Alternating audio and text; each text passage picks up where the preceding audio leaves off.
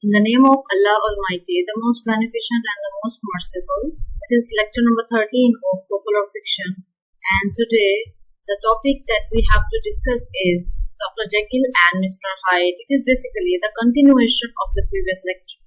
Previous lecture, lecture number 12, I have discussed the characters and the summary of this novel, and in this lecture I'll discuss the analysis, and its analysis consists of themes and symbols. Okay, here we have the lecture outline. As I had said earlier, that we are going to do only the analysis, and in that I'll discuss only the themes and symbols, and at the end there is conclusion.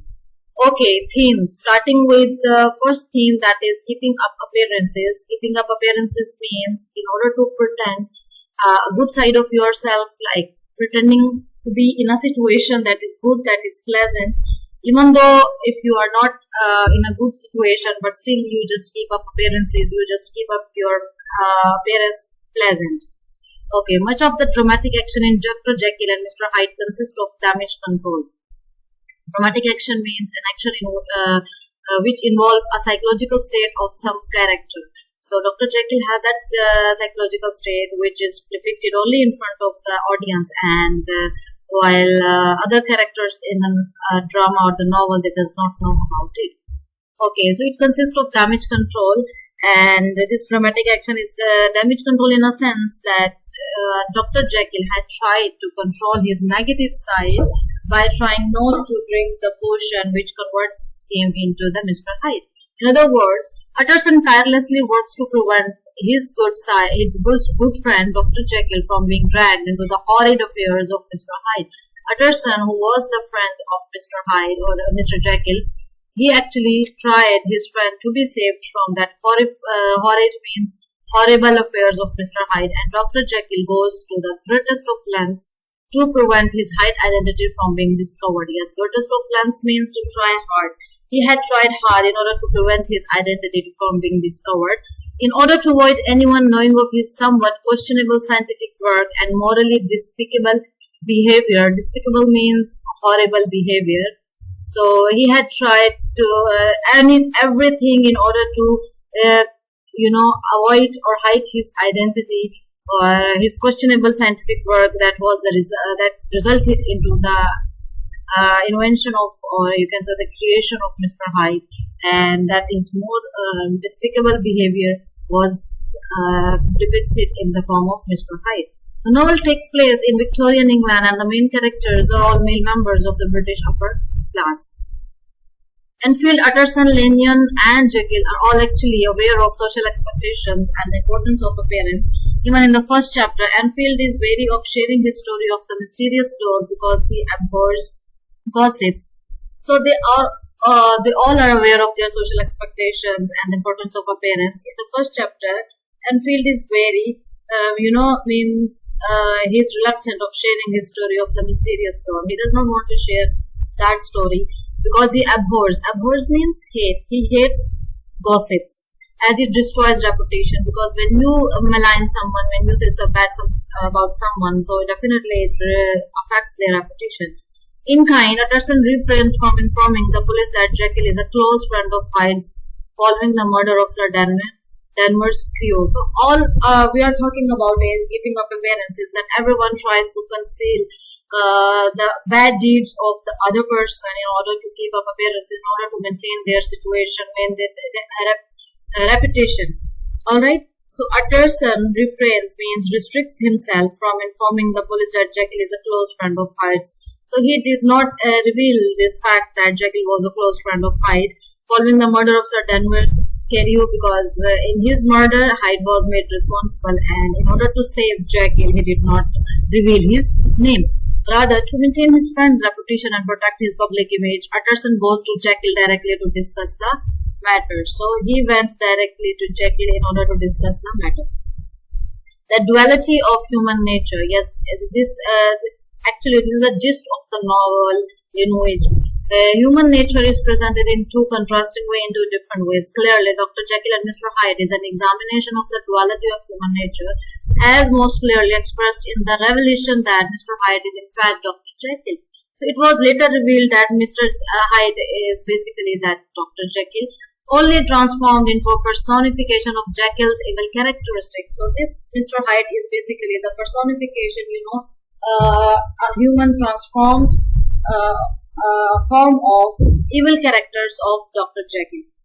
Utterson's discovery of Jekyll's astounding work occurs in the final chapter of the novel. Astounding means astonishing, spellbounding. So discovery of Jekyll's that extraordinary work, it occurs in the final chapter of the novel, after Stevenson has laid the groundwork of evidence for the extreme duality inherent in human nature. So he had basically this, we find the evidence of duality of nature in the last chapter. We have already witnessed Hyde's powerfully vicious violence. Vicious means which is intended to harm someone, an action that hurts someone. So it was Hyde's powerfully vicious violence, and I have seen the contrasting, kind, gentle, and honorable Dr. Jekyll. So this is the duality, At one side of this character, we find this violence, this vicious violence inflicted by Hyde, and other is the contrasting, gentle, kind, and honorable Dr. Jekyll. In approaching the novel's mystery, Utterson never imagines that Hyde and Jekyll are the same man. When we find the novel's mystery, so Utterson never imagines that Hyde and Jekyll are the same man. And as he finds it impossible to reconcile their strikingly different behavior. So he finds it difficult to reconcile, just think about their different behavior. He could not figure out that he was the same man because they both had totally contrasting characteristics. Means Dr. Jekyll had different characteristics and Mr. Hyde had different characteristics. Number 3, we have violence. Violence is the dominant theme because there occur the murder of few characters in the novel, and at the end the main characters, Dr. Jekyll, he's also killed. Mr. Hyde also killed himself, definitely when Dr. Jekyll is killed, Mr. Hyde is also gone with him. Dr. Jekyll and Mr. Hyde contains powerfully violent scenes. In each instance, the culprit is Mr. Hyde and the victim is an innocent. For example, in the first chapter, we'll learn how Mr. Hyde literally trampled a young girl. Trampled means to grab someone forcefully and drag them. So this is what Mr. Hyde had done in the beginning, that he just trampled a young girl in the street at 3 in the morning, and later on we learn that Hyde unprovoked and mercilessly beat Sir Danvers Carew to death. So Mr. Hyde was the person who actually murdered Sir Danvers Carew later on. So he was responsible for these evil deeds. Even worse, we find at the conclusion of the novel that Hyde thoroughly enjoyed committing this violence. Yes, he actually enjoyed this violence, and Hyde kept on enjoying because it was because of his evil side of his nature. And afterwards felt a rush of excitement and satisfaction, and after killing people, he felt very excited and satisfied through this imagery of senseless violence against innocent victims. Stevenson expresses the true depravity and pure evil of Hyde. Depravity means the lack of moral values, and this is what he lacked, moral values, and it represented the pure evil of Hyde. Science, reason, and supernatural. Dr. Jekyll and Mr. Hyde creates a tension between the world of reason and science and the world of supernatural, and seems to suggest the limits of reason in its inability to understand or cope with the supernatural phenomena that takes place. So there's a tension between the science and reason. Science and reason is almost the same, and the world of supernatural. Supernatural means which does not follow or which does not consider the extraordinary things which do not appeal the senses, or which your senses fail to understand. All right, like the evil spirits and such kind of things which our mind do not accept easily. So he suggests that there is a tension between it. At one side there is a doctor, and he just thinks everything with reason, and there is another side that is based on supernatural. There is an evil personification of that doctor. So Jekyll confesses at the end of the novel that he has been fascinated by the duality of man and has taken to both chemical and mystical methods to try to get to the truth. So he is fascinated means attracted by the duality of man, that Jekyll is attracted by this duality of man and has taken to both chemical and mystical method. But not only chemical, he has also adopted the way of mysticism in order to try to get to the truth. This inclusion of a spiritual side to Jekyll's philosophy shows his to be a mind unlike those of the lawyers and doctors of his society. So this shows the mind of Dr. Jekyll, unlike those of lawyers and doctors of his society who restrict themselves to traditional reason. So the philosophers, they restrict themselves to the traditional reason, but his mind is not like that, and it's not like the lawyers and the doctors, but he thinks on the other side of the philosophy. The result of Jekyll's exploration, Mr. Hyde, is something beyond reason, which shocks and overwhelms the sensitive intellectual disposition of other characters and leaves Dr. Jekyll permanently removed from his educated medical self. The character of Mr. Hyde is beyond reason because he is someone which the mind cannot accept at once, because intellectual disposition, intellectual deliberation, intellectual thought, they cannot accept it at first. Okay, so Dr. Jekyll permanently removed from his educated medical self. So this is, they cannot imagine that he had removed himself from the educated self. With every day and from both sides of my intelligence, the moral and intellectual, I thus drew steadily nearer to that truth by whose partial discovery I have been doomed to such a dreadful shipwreck. Doomed means just drowned to such a dreadful, horrible shipwreck means a horrible damage. That man is not truly one, but truly two. So he said that from both sides of my intelligence, the moral and the intellectual, and I just came to this horrible truth that man is not truly one, but it is truly two. Okay, reputation, secrecy, and repression. Much of the suspense associated with the mysteries of the novels are suspenseful, solely because they are deliberately kept secret or repressed by the characters. The novel's secrets come out in spits and spurts, means bits and pieces. So there is suspense because everything is not revealed at once, and it is through the letter at the end of the novel that Utterson came to know the truth about Dr. Jekyll, that he was in reality Mr. Hyde. Alright, so there is a secrecy that is maintained throughout the novel. Enfield shares his story with Utterson, but he is only persuaded to share Hyde's name at the end. Enfield was the cousin of Lanyon and friend of Utterson. He shares the story with Utterson, but he is only persuaded to share Hyde's name at the end. Okay, Utterson, upon hearing Hyde's name, does not reveal that he has heard it before in Jekyll's will. So there is also a sake of reputation that I said earlier, that keeping up appearances. So they did not, because they were friends of Dr. Jekyll and Hyde, so they did not want to reveal his name. They did not want to disrespect their friend, so they kept on, hiding it till they could, and it was only through his letter that everything was revealed. Okay, in Jekyll's will, from that point on, most of the story's revelations are made not only through conversations between characters, but rather through a sequence of letters and documents addressed, sealed, and enclosed in safes, so that they need to be put together like a puzzle at the end. So they could be, as I said earlier, that everything was disclosed through documents, letters, and sealed. The dependence on these sheets of paper for the unraveling of the mystery. Unraveling means unthreading, just getting out the strings or the threads of the mystery, creates a sense of silence and isolation about each other, and leaves the reader not really sure how much we have been allowed into the intimacies of their mind. That although the reader gets the mystery of the story at the end, but still the reader cannot get the exact happenings or the thoughts that were going on in the minds of the characters. Each man seems to be isolated from every other, and there is a sense that this masculine world has been hushed by the need to maintain social reputation. So each man is like isolated from every other, and there is this sense that masculine world that has been hushed means that has been silenced by the need to maintain a social reputation.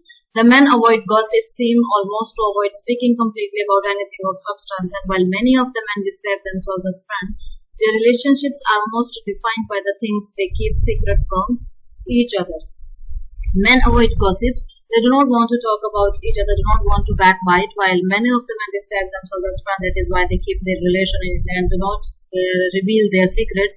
There are many occasions in which one man will start to talk and then silence himself and keep the remainder Often the most important and or personal detail to himself, the weight of unsaid information is heavy. So what is not said is much heavy because it is there in the heart. I feel very strongly, the character says, about putting questions. It takes too much of the style of the day of judgment, that if I start asking the questions, so it is like it is the day of judgment when we will be present and we will be asked questions.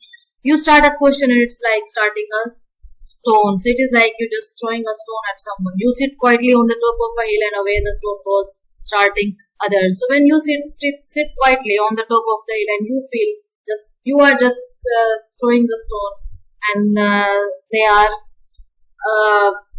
and it's starting others. So it is hurting others. So this is what happens. If we talk about the symbols, there is a symbol of mist and moonlight. The streets of Utterson's London are obscured by the weather, just as the mysteries of Mr. Hyde's time and existence and his relationship with Jekyll are themselves obscured. So streets of Utterson's London are obscured. There is, what happens normally it happens that in such kind of story in which there is melodrama, there is some mystery, there is suspense. So light plays an important role in that, and light actually makes these things worse. So if you have ever watched any horror movie, and so you notice that the lights and the sounds, they are actually the characters who are making things intense or light. So here is the fog, mist and the moonlight. These are the symbols which are also the characters which are making things horrible. So Mr. Hyde's crimes and existence and his relationship with Jekyll are themselves obscure, means unclear. So the things are unclear. It is only at the end we get to know the real truth, the real story. The mist makes the layout of the streets hard to follow. There is a mist and you find it difficult to move in the streets, and make the Gothic facade. Gothic is related to medieval times, and facade is the front side of the house. So Gothic houses in question in chapter 1 just ominously from the others, unpleasant or create suspense, horror. So this makes things horrible. Effects of light are used to forewarn and indicate the coming of Jekyll's transformation. So there is some effect of light which tells you, okay, so now the Jekyll is going to be transformed, and Hyde's violence, and the moon sheds an eerie light. Eerie means strange light over the most suspenseful. So moonlight is also creates suspense. The fire burned in the grate. A lamp was set. Here is imagery, and the scene has been presented the way. The lamp was set lighted on the chimney shelf, for even in the houses the fog began to lie thickly, and there, close up to the warmth, sat Dr. Jekyll looking deadly sick. So there was Dr. Jekyll, he was looking sick, and what was there? There was fireworks burning in the grate, the place which is specified for the fire, and a lamp was set. Even the houses, the fog began to lie thickly, so there was the fog that began to lie thick, and they are close up to the warm sat Dr. Jekyll looking deathly sick. He did not rise to meet his visitor, but held out a cold hand and bade him welcome in a changed voice. So he did not rise to meet the visitor, but rather he just held out cold hand and bade means wish him welcome in a changed voice. The appearance of evil. When Mr. Hyde is first described, he is associated with a strange, unnerving sensation. Unnerving means shocking sensation, a sensation of evil. Mr. Enfield describes it as a deformity. Okay, so it is when the appearance of Mr. Hyde is described, it is described with something, a thrill, a sensation that moves in your body, or that passes through your body. So that was a sensation of evil, a sensation of horror. Mr. Enfield described it as a deformity. But it is not a physical condition, it is something more ethereal and unexplained. Ethereal means evil, so which cannot be explained. This from the outset is what marks Hyde as a different kind of being from other characters whose professionalism and reserve keep them on the right side of the law. Not only is Hyde again and again associated with this intangible deformity, means which cannot be changed, but it seems also to affect those around him who feel a kind of intrinsic and powerful hatred for Hyde that is beyond their normal limits. Not only was Hyde, unable to, change his condition. Even the other person who was near him, they just felt horrified at his sight. For instance, Hyde's housekeeper, an old woman, wears an expression of hideous joy. Hideous joy means joy that arising from the sadness of other people. Like if you feel that other person is sad and you feel joy, so she wears an expression of joy when she thinks Hyde might be in trouble.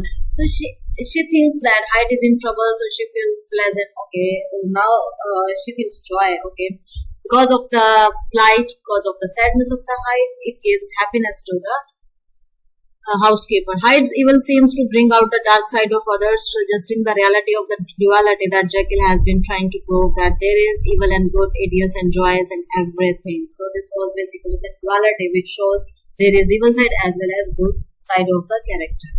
Here we have the reference. He is not easy to describe. There is something wrong with his appearance. Something displeasing, something downright detestable. Detestable means hateable, means something which you can hate.